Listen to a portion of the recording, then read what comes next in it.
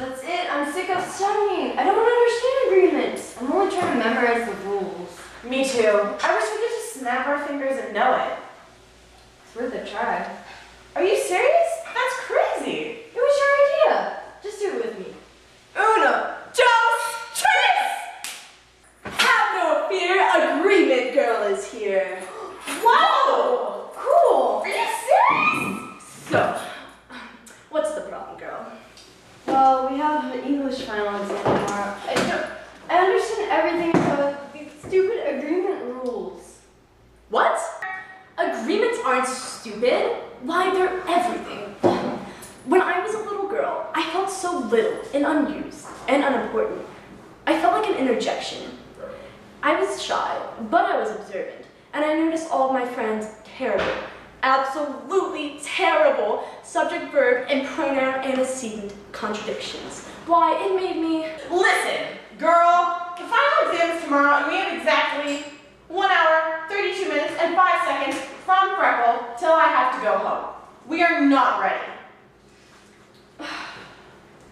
All right, okay. I think the best thing for you two girls is for you to learn this on your own. Come on. Oh my God!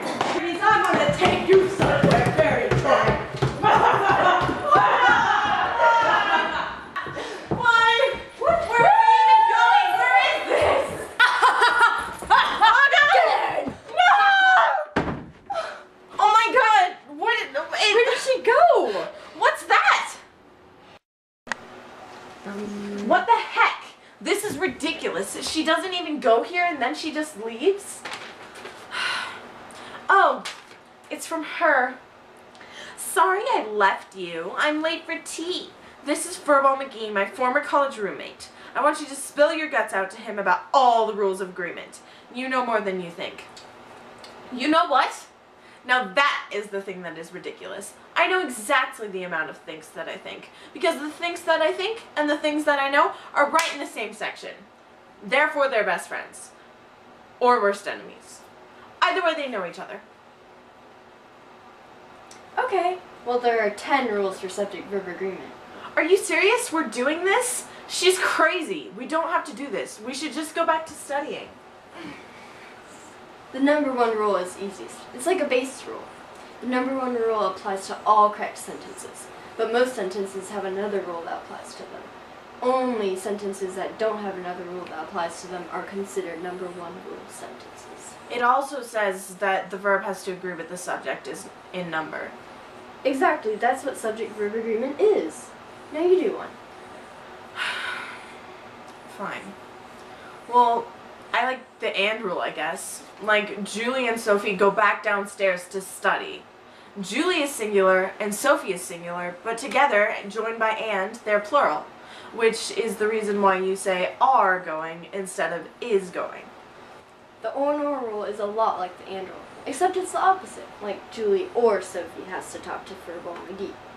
The or rule is talking about 2 different things, but the verb only agrees with one of the things. That's why it's singular. You know what that reminds me of? The location rule. The location rule is a lot similar to the or nor rule because many of the subjects have or nor in between them. But the difference is that one of the subjects is singular and one of the subjects is plural. And the verb can't agree with both a singular and a plural because that doesn't make any sense. An example of this is either the team or the coach has to go talk with the principal. You see how I used has instead of have? That's because it agrees with the closest subject. I think the reason that this is because it makes you easier to follow within a sentence if it just agrees with the closest subject.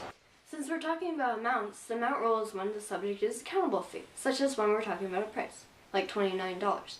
It may seem like it's plural because it's more than one thing, but it's singular. That's weird. Why? Well, because it's kind of like the collective noun rule. You're talking about the amount as a whole. Oh yeah, the collective noun rule is when the subject is a noun that is a group, like class or family, that you're talking about as a whole.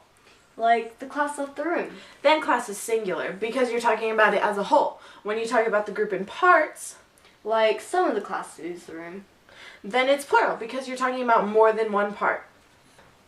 It's kind of like the don't doesn't rule. You know how plural nouns normally end in S Yeah. and singular nouns normally end don't?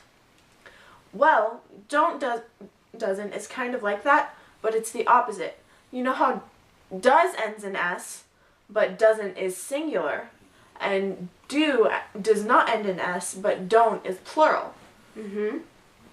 Wow, that's really helpful. The hardest one for me is the chart rule. Well, that's a really hard one to explain. I don't know how I would explain that. What? What is this? It looks like a chart. And an acronym list. I think this is the chart for the chart rule. Well, that's helpful. Oh, and this matches up with this. Well, look at the chart and look at this.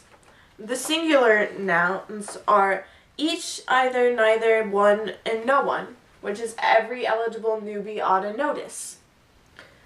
It's also any word that ends in one, body, or thing, like someone, somebody, or something. The plural ones are like Booth Middle School's finest, both, many, several, and few. And then the singular and plural ones. Which are pretty confusing. Yeah. And admire my non-existent swag. All, any, most, none, and some. You might be really confused about if it's singular or plural, but all of these nouns will have a prepositional phrase that follows it, and the object of the prepositional phrase determines its number, such as all of the papers. All is plural because papers is plural. That makes sense. Wow. Another two rules are the plural-looking noun rule and the title rule. The title rule is when the subject is a title of something, like a movie, TV show, book, anything. And the title is always singular. Even though it might look plural, it's singular. But what about, say, The Anybody's, a book we read in our English teacher's Singular. class? Parks and Recreation? Singular. But parks is plural. Singular. But it doesn't matter, it's singular because it's in a title. But singular. Pirates of the Caribbean. It's singular. Alright, what about the plural looking noun? Well, some nouns, like titles, look plural, such as economics or mathematics, but they're singular too. There's no real list of plural-looking nouns, so you just kind of have to feel your way around them. But, yeah, I think that's it.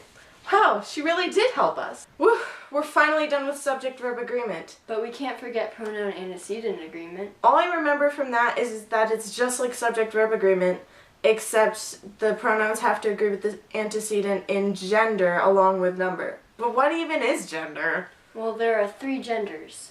Female, male, and neuter. Neuter, isn't that like a chair or a table or a marker? Something we don't refer to as having a gender? Yep, everything except animals with known genders. And humans is neuter.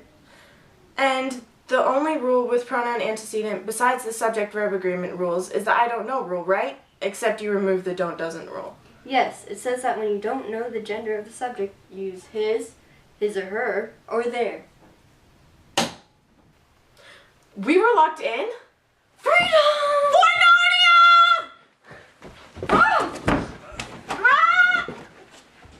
Oh my god, it's a closet! We're never gonna get out of here! Ah!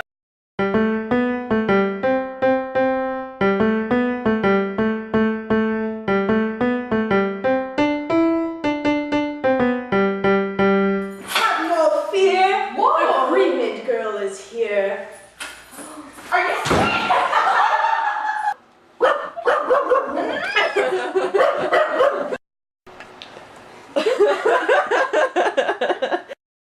No. Oh wait, no. Is it even recording?